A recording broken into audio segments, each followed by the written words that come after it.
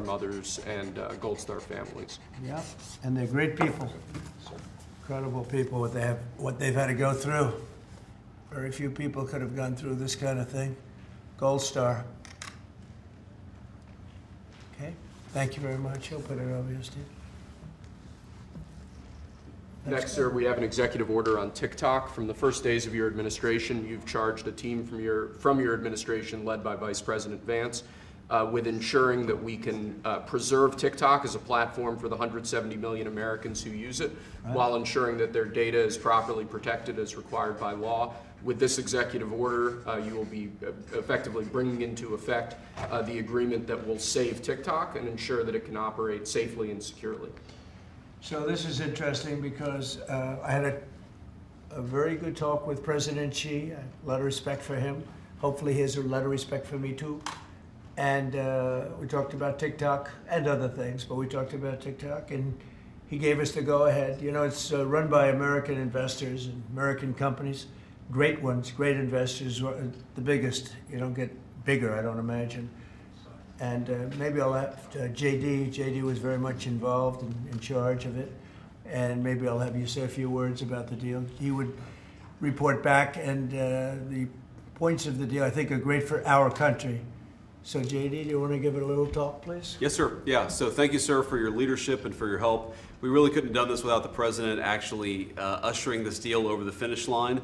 There was some resistance on the Chinese side, but the fundamental thing that we wanted to accomplish is that we wanted to keep TikTok operating, but we also wanted to make sure that we protected Americans' data privacy as required by law, both because it's the right thing to do, but also because it's a legal requirement of the law that was passed last year by Congress. So we think that we were able to do that. Of course, we're going to keep on working at it, but this deal really does mean that Americans can use TikTok, but actually use it with more confidence than they had in the past, because their data is going to be secure and it's not going to be used as a propaganda weapon against our fellow citizens. We're very excited about it. We appreciate the cooperation of everybody involved, and it's a big day.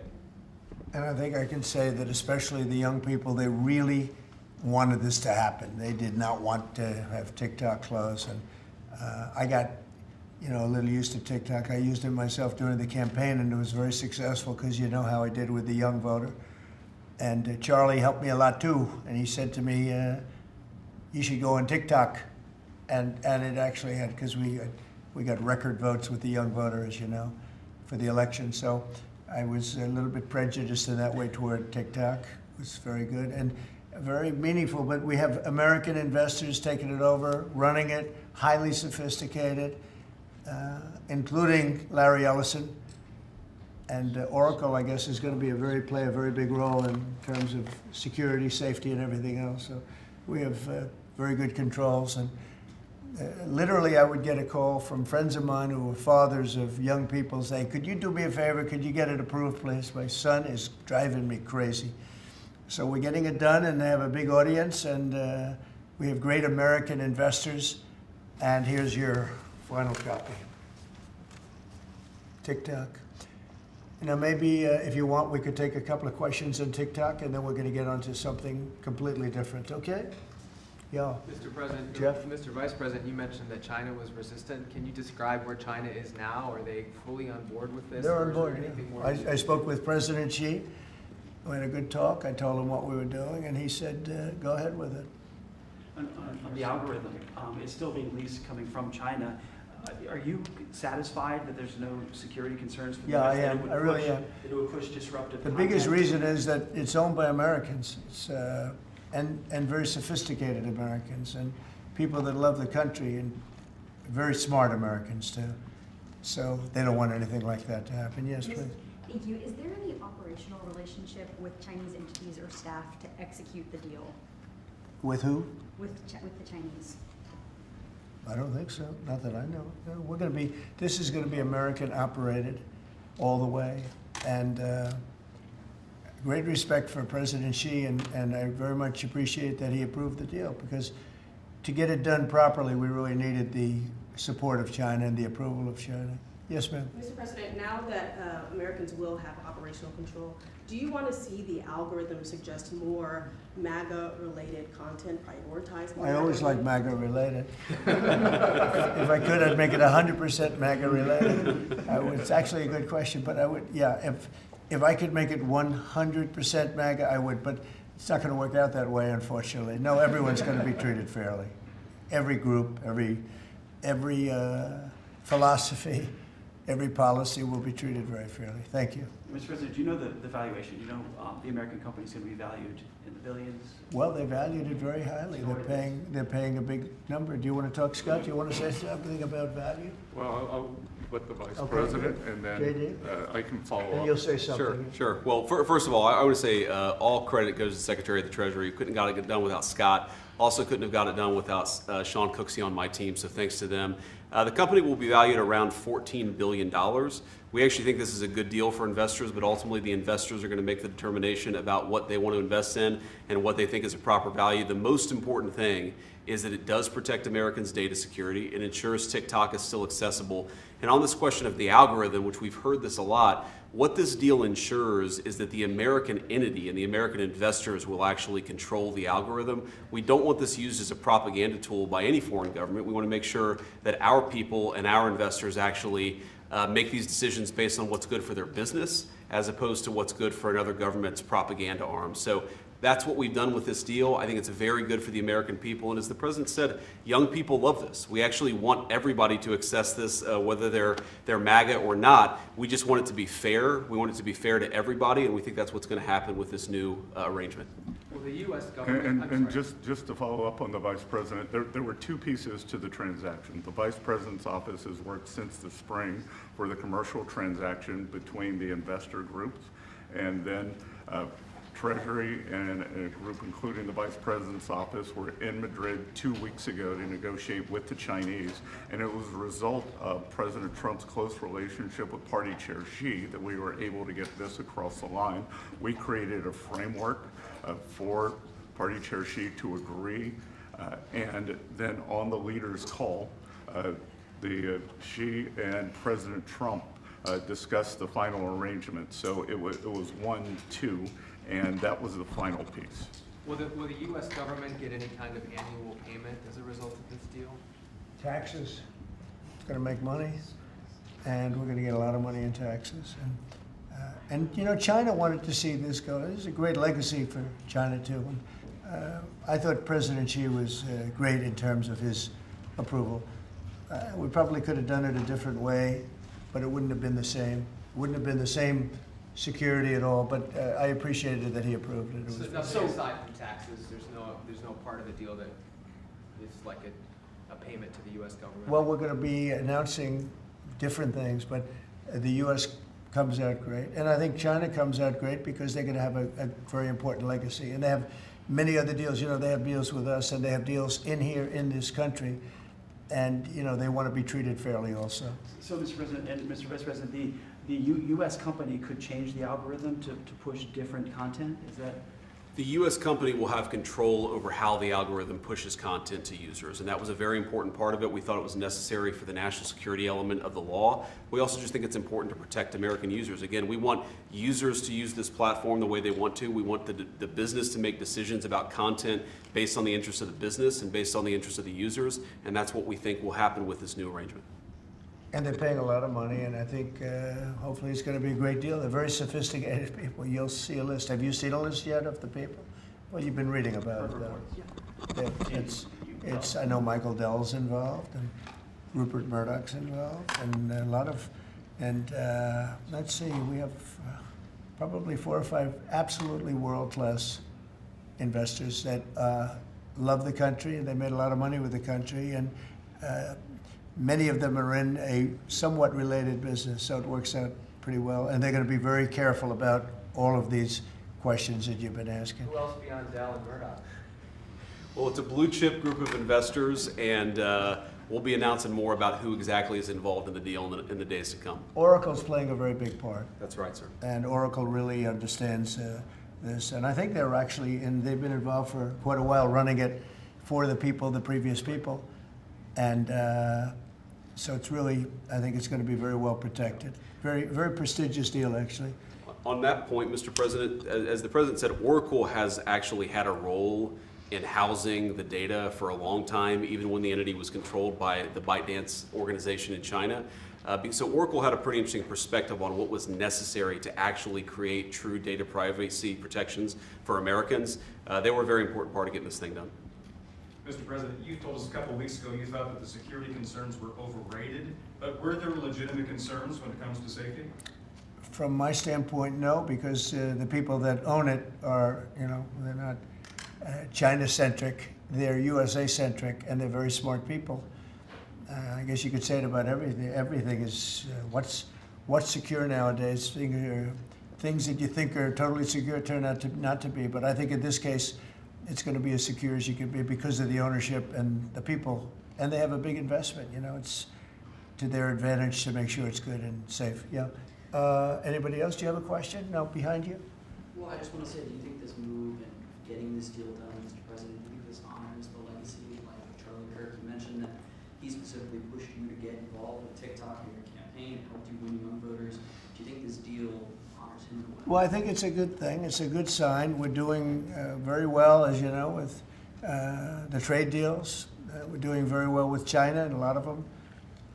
We were never treated properly. We were for 4 years, actually, but we were never treated very properly by other countries, and we're doing well. We've never done this well. We have, because of the tariffs that are coming in, the deals that are being made, $950 billion in one case. It's $950 billion, where previously they paid nothing. We have, as you know, in Japan, it's $550 billion. South Korea is $350 billion. That's up front. And one of the things I can say, I announced it lightly before, but we're taking in tremendous amounts of money with tariffs. We've never seen anything like it. No country's ever seen anything like it. I'm going to devote a little bit of that money, a little bit of the tariff money to our farmers. Our farmers have been incredible. They're the ones that let us survive and eat and enjoy our lives, right? Eat too much, maybe in some cases, like mine. But I will tell you, we're going to take some of the tariff money, relatively small amount, but a lot for the farmers. And we're going to help the farmers out a little bit, because during this transition period, a period where we're taking in incredible amounts of money, we'll have a little bit of a shortfall with the farmers until the tariffs kick in, because they haven't kicked in for the farmers yet. And I decided before, and I spoke to all of the people here, that I want to make a contribution out of the tariff money, a small percentage of it, but it's a lot for the farmers. It'll make the farmers feel very good, just help them through the transition. And ultimately, they're going to be making a fortune. They will be one of the top in the whole world in terms of percentage gotten from the tariffs we're taking in. But we have so much coming in, it's a very small thing. But I want to, in fact, just get the word out to the farmer, because they'll be struggling until the transition is complete. Then after that, they're going to do, I think, better than they've ever done before. Last time I said, get yourself a larger tractor and more land. And that was when they were doing very poorly, and they ended up doing that, and they did very well. That was with the deal we made with China. Unfortunately, Biden forgot about the deal, and he never enforced. I enforced it till the end, and China was very honorable. But when Biden came in, he didn't enforce it. So when you don't enforce a deal, they don't do it. So it was terrible. Biden was very bad to the farmers of our country. So we're going to be doing that. It's an honor to do it, too. Brian, did you have a question? Yeah, I'm just going to say, what's your message to the millions of small businesses here in the U.S. that really rely on TikTok to reach their end user and to market their service and their products? Well, thank you for that question, because honestly, we were getting hit up. They use it for virtual advertising, and they pay very little for it and nothing for it. And small businesses have become very successful because of TikTok. And we didn't think of that, when everyone's saying, oh, TikTok and this and that. But over the last 6 months, I was called by so many people saying they're going to go out of business if they can't, because they use it virtually as a advertising tool. And without it, they wouldn't have anything. They wouldn't be able to get the word out about their good product or whatever it is they're selling. So it's a very important thing for small business. It's another reason I wanted to do the deal so badly.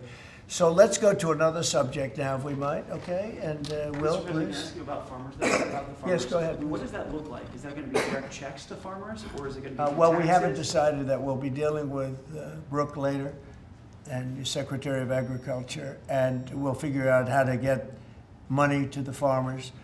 And again, this comes out of the large amount, hundreds of billions of dollars of tariff money that's pouring into the country. The tariffs, remember when I said a long time ago, I said it's the greatest word, it's my favorite word in the world, then I had to say, I was forced to say other things, and of course rightfully so, love, family, religion. So I think I put tariff number 5. I was forced because the fake news did a big number on me, it's one of those little, but let's say it's my 5th favorite word, the word tariff, but it's making our country very rich. And when our country is rich, I'm able to help the farmers, and I'm able to help even other countries that are in trouble, you know. But we're able to help people that are in trouble. Medicaid, Medicare, Social Security, it's all a benefit of this tremendous amount. And I heard numbers coming in today, Scott, where the numbers were very high, right? The economic numbers were off the charts, sir. Unfortunately, right? Because this is the only country in the world where you announce great numbers and the stock market goes down. Because when you announce great numbers, they immediately want to take that success away by raising the interest rates. Why can't you announce great numbers and let them lower the interest rate so you can make numbers? This is the only country in the world. I don't know if you heard.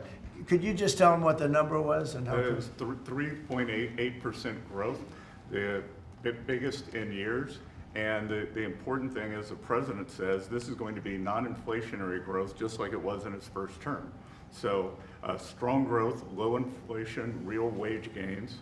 And to the question on small business optimism under President Trump last week hit a multi-year high. So small businesses, Main Street is back under President Trump. But isn't it crazy? So I saw the market was down a little bit today. I mean, in all fairness, I don't feel guilty because we've set every record you can imagine. But it was down, and I say, oh, the numbers must be good. Meaning the growth numbers are phenomenal. And again, this is during, but a little bit of the heavy, the really success and the money pouring into our country through the tariffs.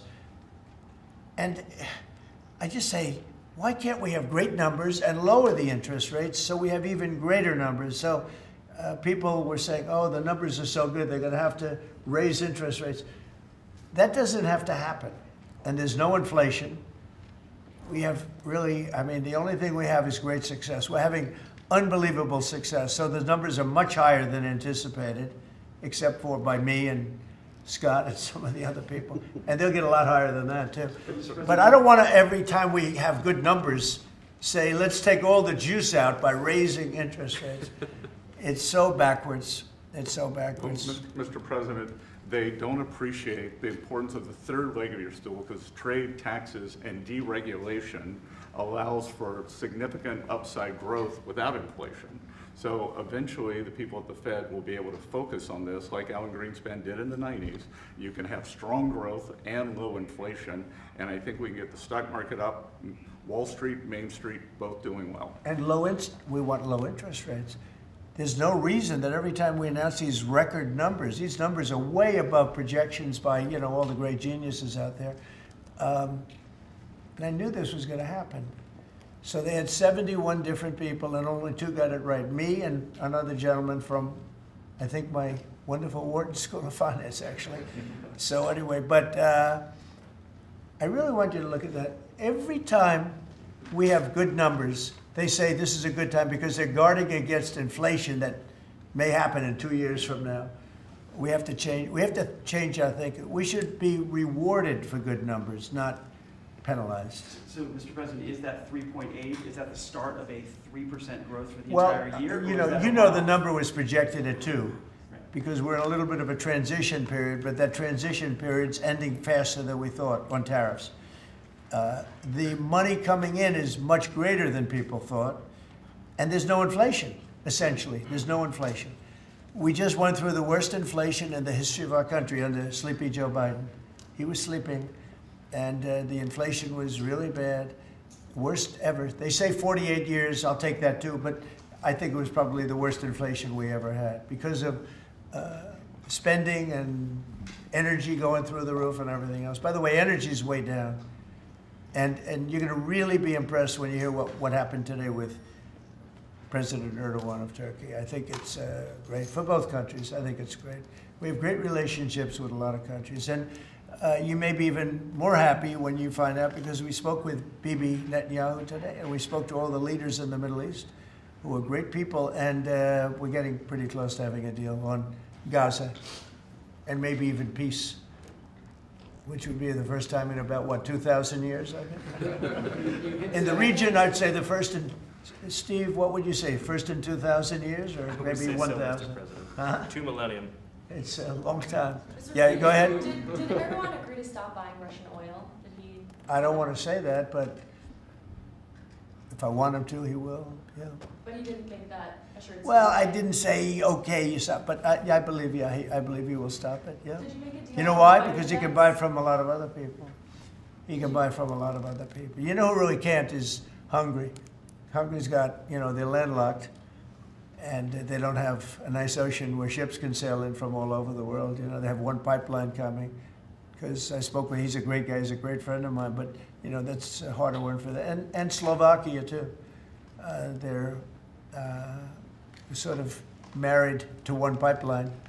So I just don't want to have people go blaming them when, you know, we spoke to them at length today, and it seems like that, you know, for them it's a little, but that's not, Turkey has a lot of options.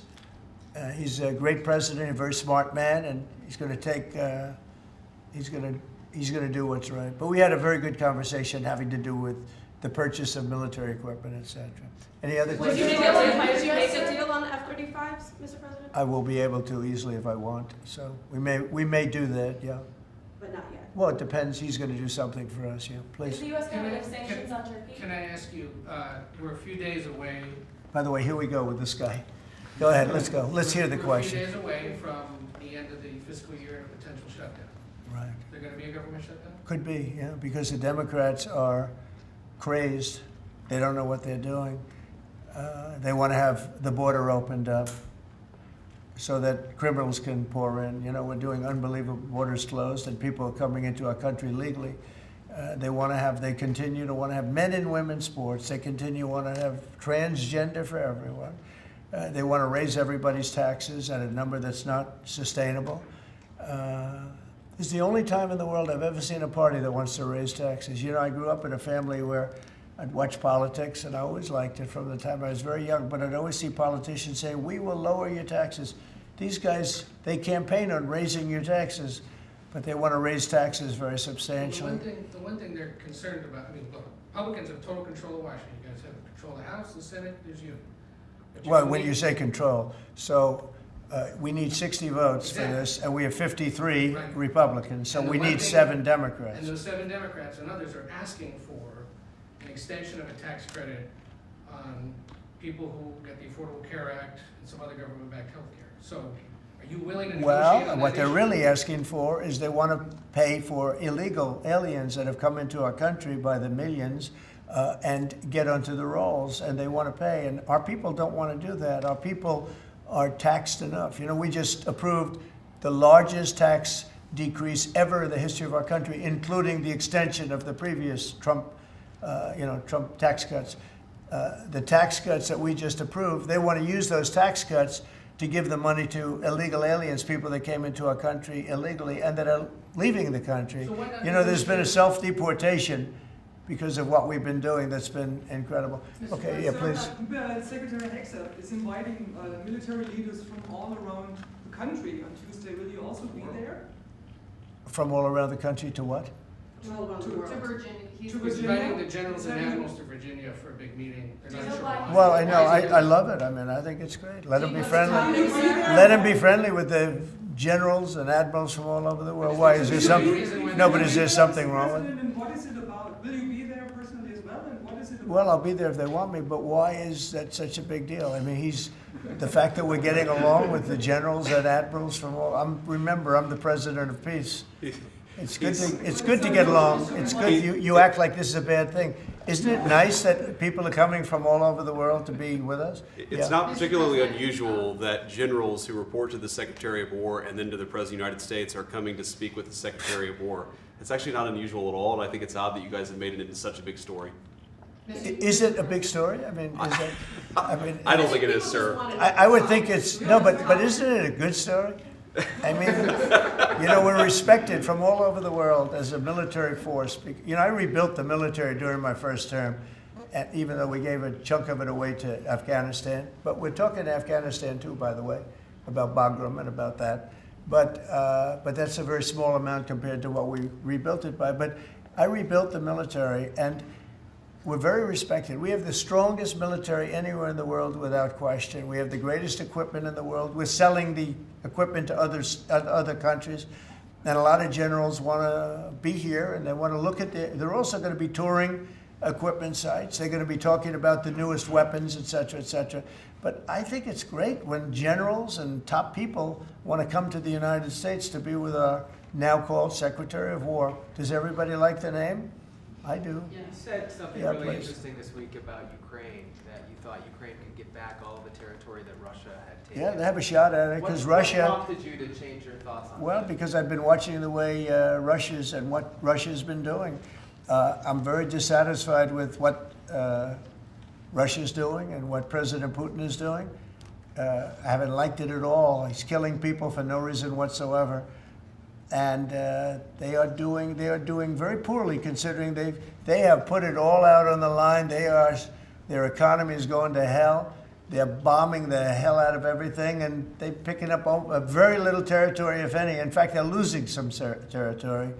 So I think it's been very bad for the reputation of Russia. This war should have been over. If this were our war, we would have had it over in 1 week. And they're getting into fourth year, Jeff. They're getting into the fourth year now. 4 year of fighting, and you see what they've taken. In the last month, they've taken very little, and you've been reporting on all the bombing, all the drones all over the place. 900 drones coming into certain areas like Kiev in one night. And with all of that work, they've taken over very little. So I'm very disappointed in President Putin. I thought I solved 7 wars. In fact, we have a great leader coming. We have the Prime Minister of Pakistan coming and the Field Marshal. Pakistan Field Marshal is a very great guy, and so is the Prime Minister, both. And they're coming, and they may be in this room right now. I don't know, because we're late. And I said maybe they'd like to join they actually may be somewhere in the beautiful Oval Office. Yeah, please, behind you. On Gaza, did you promise leaders this week that you would not allow Israel to annex the West Bank? And is that something that you I will not allow Israel to annex the West Bank. No, I will not allow it. It's not going to happen. Did you speak with Netanyahu about this directly? Yeah, but I'm not going to allow it. Whether I spoke to him or not, I did. But I'm not allowing Israel to annex the West Bank. There's been enough. It's time to stop now, okay? Can I see about immigration? Yes, please. Jasmine Crockett recently. Jasmine Crockett. Remember when I said, is she a relation to the late, great Davy Crockett? I don't think so. Jasmine Crockett, let me tell you, before you even ask, she's a very low IQ person. I mean, if we ever had to pass an aptitude test, that's the one should take one, because she shouldn't even be in the crowd. So I have no idea what you're going to, but I don't think we should waste our time. This is a low IQ person who I can't even believe is a congressperson, between her and Ilman Omar and the group. You know, I met the head of Somalia. Did you know that? And I suggested that maybe he'd like to take her back, and he didn't want her. He said, I don't want her. Okay, what else? Go ahead. Let's hear what Crockett said. Go ahead. She compared ICE raids to slave patrol. I want to ask you. To slave? To slave patrol. I want to ask you if you think that there should be consequences for members of Congress who make these types of comparisons or use this type of language. Well, I think she's gone over the line, and I think a lot of the people. Look, the Democrats have become radical left lunatics. They have policies that nobody's going to buy. And, I see what's going on in New York. We're going to have perhaps a communist mayor, because it's split up. You know, if the people would get together and have one candidate, they'd have, I think, a pretty good chance. But it looks like maybe they're not going to do that. But we're going to end up with a communist mayor. It's not even believable, my beautiful New York. When I left New York to become president, it was a great place.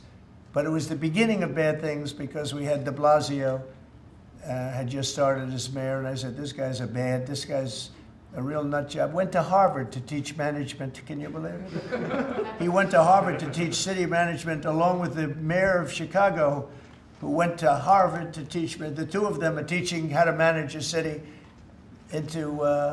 manage it into hell is what they do. But that was the beginning, and now we're going to go a step further. Now we're going with the communists. Can I be honest? I think it's the greatest thing to ever happen to the Republican Party. I really do. I think if a communist takes over New York City, I think that's a gift to the Republican Party. It's sad for New York, but it's a gift. And New York will recover because sometimes you need a shock like that to straighten you out. But it's politically, it's probably a very good thing. Mr. President, can I ask you about immigration, crime, and the World Cup? Actually, so That's a lot of. You have a number of cities that are pushing back against your immigration deportation move, as well as your crime initiatives. Some of those cities. I don't think they're very much. But some of those cities have World Cup games. Yeah. Seattle, San Francisco. They're going to be very. They're going to be very secure. But could those games move if they don't cooperate with your crime push? Well, that's an interesting. I guess, but we're going to make sure they're safe. They're run by radical left lunatics and that don't know what they're doing. Look at Washington, D.C. I just got numbers. There's like no crime in Washington, D.C. You, Jeff, will not be mugged walking down the street. You can walk down the street with your family. You can walk down your street with your wife, your daughter, your son, and you're not going to be. We took out 1,700 career criminals that we're not allowing back. And we have this city in great shape. There was a time when not long ago, when every single week you'd have at least one murder. And look what's happening with Washington. It's safe. I went to dinner in Washington just to prove a point. I gave a press conference in the middle of a street. I wouldn't say Secret Service was thrilled, but I did it, and here I am. Look, Washington, D.C. is such a great example of what can be done. We did it in 12 days. We made it very safe in 12 days, and now it's much safer than that. One other thing, I drove around Washington over the weekend, and I said, look at the difference. The grass looked great. Everything looked great. We had a lot of our National Guard, and we didn't ask them to do it. They did it themselves. They're proud. They're great. And they were picking up paper. They were cleaning. The place looked really beautiful. So we have a great Washington, D.C. We, as you probably know, we're going into Memphis, and we're going into some other cities, and very soon we're going to go into Chicago. It will be safe for the World Cup. If I think it isn't safe, we'll move it into a different city. Absolutely, we'll take the world. If I think it's not, it's actually a very fair question. If I think it's not safe, we're going to move it out of that city. If, like the governor of Illinois, who is, look, between last week and the week before, 11 murders, and 38 people were shot. Then he gets up and he says, this is a very safe.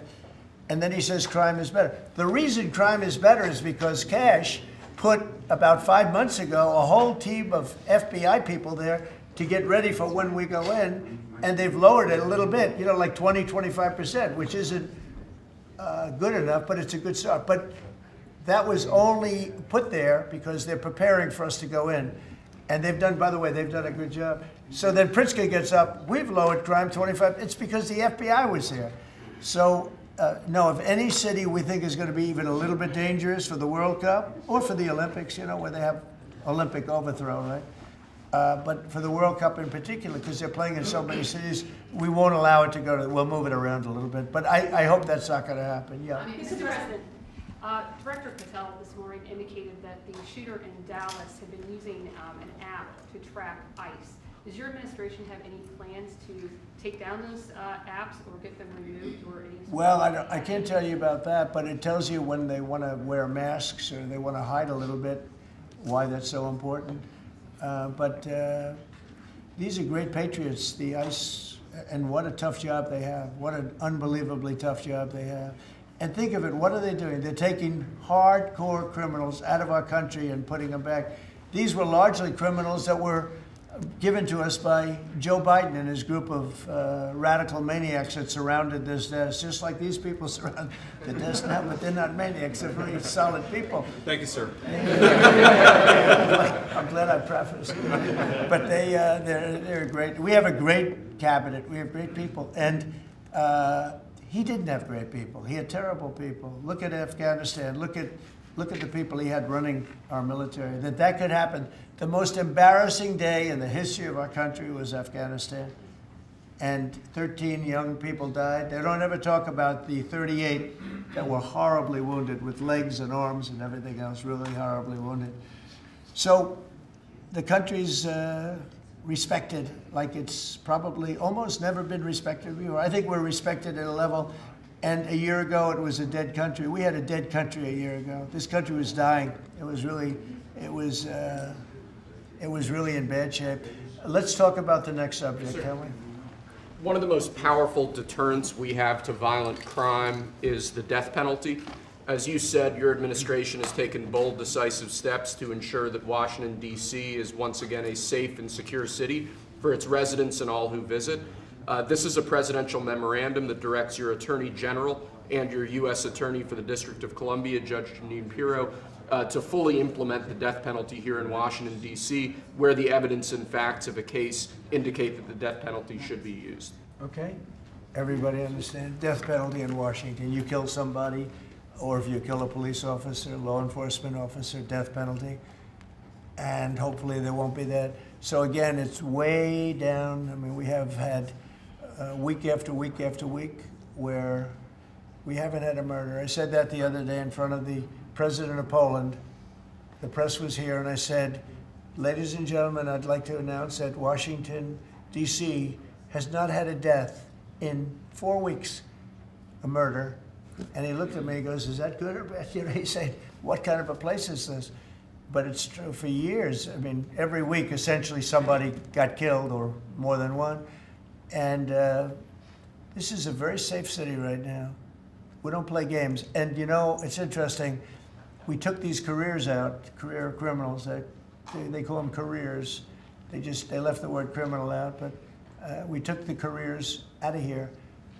And they're now brought back to their homes, or they're in jail, or they're in a jail in another country. And hopefully they're not coming back. And we have to maintain it. You can't just leave, and we have to maintain it. We've gotten along fairly well with the mayor. You know, she's getting a party that hates that the city's becoming safe. I mean, they're actually criticizing her because the city's becoming safe. But this is becoming this is right now a very, very safe city. This went from the most unsafe city in the country to the safest city in the country. There's no city any safer. That's a pretty big achievement. And we really did it in 12 days. But if you add an extra week to it, that'd be nice. And I mean, you can go out to dinner. Restaurants are booming. You know, the restaurants were dead. They were dead. Even if you got to the restaurant, then somebody would come in and hold you up. You know, they'd hold up the whole restaurant.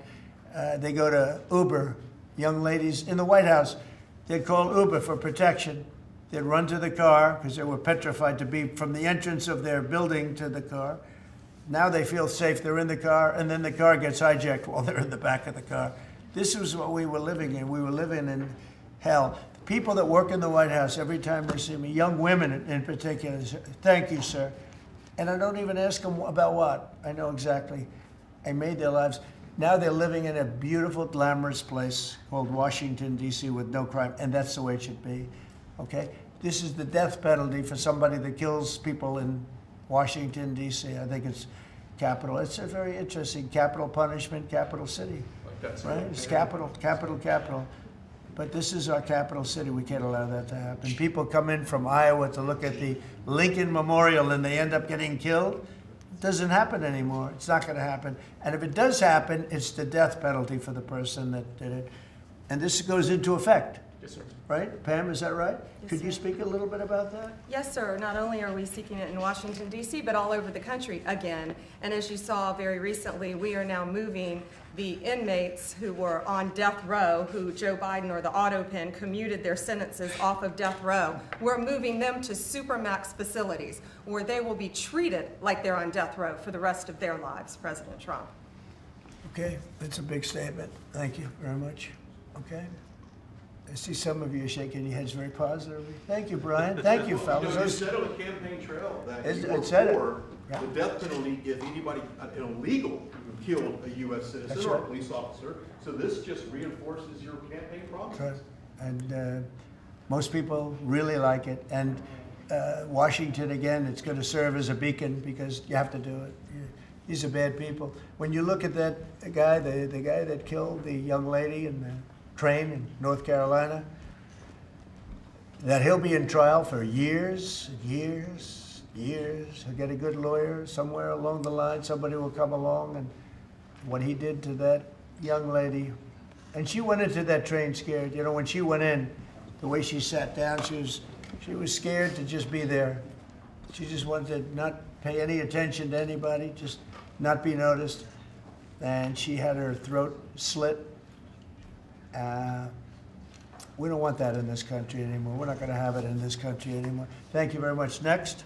Lastly, sir, this is a presidential memorandum on countering domestic terrorism and organized political violence. In recent weeks, months, and years, we've seen a tremendous upsurge in some highly visible, but also other acts of domestic terrorism and organized political violence being perpetrated by radical, politically motivated groups all over the country. What this presidential memorandum will do is set off an administration-wide response to that, ranging from the Joint Terrorism Task Forces to other components of the Department of Justice, to the Department of Homeland Security, the Department of Treasury. We're looking at interdicting these groups, preventing them from performing acts of violence, and also looking at sources of organization and funding and support that prop them up and allow them to do the acts that they have been doing. We're looking at the funders of a lot of these groups, and you know, when you see the signs, and they're all beautiful signs made professionally, these aren't your protesters that make the sign in their basement late in the evening because they really believe it. These are anarchists and agitators, professional anarchists and agitators, and they get hired by wealthy people, some of whom I know, I guess, you know, I probably know them. And you wouldn't know it. You're at dinner with them, everything's nice, and then you find out that they funded millions of dollars to these lunatics. Steve, could you say a couple of words? Yes, about Mr. it? President. This is a very historic and significant day. This is the first time in American history that there is an all-of-government effort to dismantle left-wing terrorism, to dismantle Antifa, to dismantle the organizations that have been carrying out these acts of political violence and terrorism. What we have seen, if you look at whether it be going back to the riots that started with Black Lives Matter and all the way through to the Antifa riots, the attacks on ICE officers, the doxing campaigns, and now the political assassinations, these are not lone, isolated events. This is part of an organized campaign of radical left terrorism. It is structured, it is sophisticated, it is well-funded, it is well-planned. There is really no parallel like this to anything else in the country right now. There is an entire system of feeder organizations that provide money, resources, weapons, and when they're attacking ICE officers, they're attacking federal buildings, or they're isolating public officials for harassment, doxing, intimidation, and ultimately attempted assassination. It is all carefully planned, executed, and thought through. It is terrorism on our soil. Because of this executive order, Cash and Pam are going to have the tools they need, working with Scott, to take these organizations apart piece by piece. And the central hub of that effort is going to be the Joint Terrorism Task Force, or JTTF, which sits inside the Federal Bureau of Investigation. But for those at home who are worried about terrorism in this country, they need to understand, because of President Trump's strength, because of his vision, because of his leadership, we are now going to use the entire force of the federal government to uproot these organizations root and branch. And again, that's only possible because of President Trump and his leadership. Thank you. Steve Cash, please. Yes, as Steve was saying, Mr. President, thanks to your leadership, crime is going downward in a tremendous fashion, and that's what we want for every city in America. And the FBI's premier flagship enterprise, the Joint Terrorism Task Force, are honored to lead this initiative with our partners at Treasury and Homeland Security, because our citizens are being attacked by, as Stephen said, organized violence, and it's being paid for, not by them, by other people. So what we are going to do, combining forces as Scott and I have done in these last few months, is follow the money. People and organizations have collected funds, and put them out into the streets of America and organize violence across our country. And thanks to your recognition of this and this executive order and the AG's leadership to lead out and prosecute these individuals, we are properly going to chase them down like the domestic terrorists that they are, and our streets and our communities are going to be safer because the JTTF and the FBI and Treasury and DHS and DOJ are going to combine forces like never before to root out this new evil that is perpetrating our criminal activities across our societies. And we are just so thankful for your leadership and recognition of it. It's not easy to do. Good job. Thank you very much. Who Pam? specifically do you want to target? What? Besides Antifa, is there a specific group or person you're targeting with this? Any organized group. Any organized Any group? organized group who are committing these crimes, and we're working with the Secretary of Treasury. You know what law enforcement has told us under President Trump's leadership? He's taken the handcuffs off law enforcement. They can do their jobs now, thanks to you, President Trump, and that's what's happening. And all of these agencies that Cash mentioned, we work hand in hand together. Our prosecutors were following the money with Treasury. We're working with Homeland Security. Cash's agents, all of our agents, DEA, ATF, U.S. Marshals, combined are working, and with state and local government, to take these people off the streets who are jeopardizing lives. Can I just illustrate this? So I was talking with Cash and Stephen about this a couple of days ago, sir. So I believe it was in Oregon where you had a federal building where there were men in black ski masks who were committing acts of violence, who were shutting down a government building. To the president's point, they don't come from nowhere. These are paid people. This is organized. They're committing acts of political terrorism on American soil. And it's time we had a government that looked out for the American people rather than the people who are committing violence against the American people. But Madam Attorney When you General, go out can to you comment- Portland and you see what's happening in Portland, this is like nobody's ever seen anything like it. Every night, and this has gone on for years, they just burned the place down. And you know, the shop owners, most of them have left, but the few shops that are open, they just use plywood and just like 3/4-inch plywood. They don't put storefronts in because they know it's going to be burned down. These are professional agitators. Right. These are bad people, and they're paid a lot of money by rich people, some of whom we know. I'm sure I know some. I don't. If I knew, I wouldn't associate because I'll be in trouble. Because Pam will say, "Why are you associating with this person?" But I will tell you that these are bad people, and they're paying a lot of money, millions of dollars. But take a look at Portland sometime. These are crazy people, and they're trying to burn down buildings, including federal buildings. And on my list of things that I want to do before we finish up with the cities, because I think we're going to whip the cities back into shape, and we have to. We cannot let our cities, and that's a small example, but it's the most violent example. It's every night, and they've done it for years. You think maybe at some point they made their point, and what are they doing? But we're going to get out there, and we're going to do a pretty big number of those people in Portland that are doing that. They're professional agitators and anarchists. They're actually anarchists, yeah. Just so we Go can- ahead, why don't you Mr. defend? President, Let's see you defend them, Jeff. No, I'm not defending anyone. I just want, so that we can just explain this in our stories, could you name a couple? You don't explain it right, though, Jeff. Well, Go Jeff, ahead, let's go. just Maybe ask let's me give you names. another chance. Go ahead. Antifa, Soros, Yeah. what names are we talking about? Well, Soros is a name certainly that I keep hearing. I don't know, but Soros is a name that I hear. I hear a lot of different names. I hear names of some pretty rich people that are radical left people. Maybe I hear about a guy named Reid Hoffman. Somebody's a pretty rich guy, I guess, and I hear about him. I don't know. Maybe could be him. Could be a lot of people. We hear the same names, but they're bad, and we're going to find out. And if they are funding these things, they're going to have some problems because they're agitators and they're anarchists. These are anarchists. Really bad. Okay, yeah, please. Mr. General, can you, Mr. President, can you are you, comment on, Who you Mr. with? President, Who you with? I'm with the Center Square. Sarah Roderikovich is my name. Sarah, there's also, as you know, Antifa is not just a domestic terror, or now a domestic terror organization. It's also international. I know the Netherlands is looking at also designating them a terror organization. Right. Have you been working with your intel community and your DNI to possibly expand that to making them, designating Yes, them an we have. international terror Yeah, organization? we have been. Yep. It's an international. In many cases, it is international. Mr. Yeah. Madam on Antifa, if someone takes to the streets of America and says they're Antifa, what happens to them? What will happen to them? Well, I'd say the maximum under the law, and we'll see. Now, if they kill somebody, we just signed a death penalty, so it depends where it is. But if they kill somebody, which they do. I mean, people are dying. You go out to Portland, people die out there. Many people have died over the years in Portland. Portland is, I don't know how anybody lives there. It's amazing. But it's anarchy out there, and that's what they want. They want anarchy. Like when they attacked Seattle and took over a big percentage of the city, I was going to go out and we were going to do a big number. They heard that and everybody broke up all of a sudden. But you know, you have governors that have to run that, and a lot of them don't do that. I don't like to go in. I'd rather have Pritzker's support when we go into Chicago. But if we don't have it, that's okay too, because we're paramount, and we will do what we have to do. We're going to make Chicago safe. We're going to make every place. We're going to make as many as we can, and usually that involves a surge.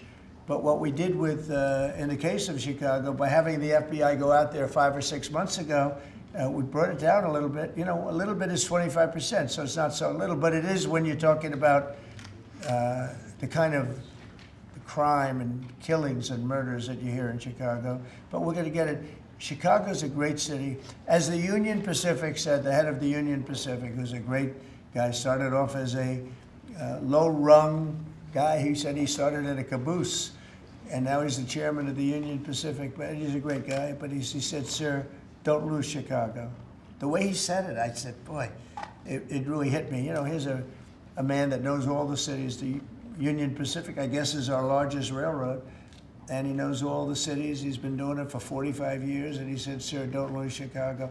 And the way he said that meant a lot to me. And we're going to go into Chicago very soon. We're going to take care of Memphis. We're going to take care of Memphis. You can't walk a block without getting shot. We're going to take care of that one. And just like we did Washington, D.C., and we're gonna do Chicago very soon. Yeah. Mr. President, there could be an indictment on James Comey. Do you know if there is an indictment, or Madam Attorney I General? don't know. I know it's going on because I read the papers just like you do, right? So I don't know. Do you have anything to say about that? We can't comment on that. Yeah. Madam Attorney General, can you comment on happens a if New York you don't Times? get Madam indicted? Attorney General, can you comment on a New York Times report saying that Justice Department officials have asked attorneys to target a George Soros-funded group? And is this executive order that you just signed a part of that effort? I'm not going to comment on whether there is or is not a pending investigation, but everything's on the table right now. I don't think anybody has to ask, because if you look at Soros, he's at the top of every. In fact, sometimes they say, could he be involved in this many things? But he's in every story that I read. Stories that I read keep talking about Soros, and so, you know, I guess he'd be a likely candidate. Thank you very much, everybody. Thank you very much. Thank you,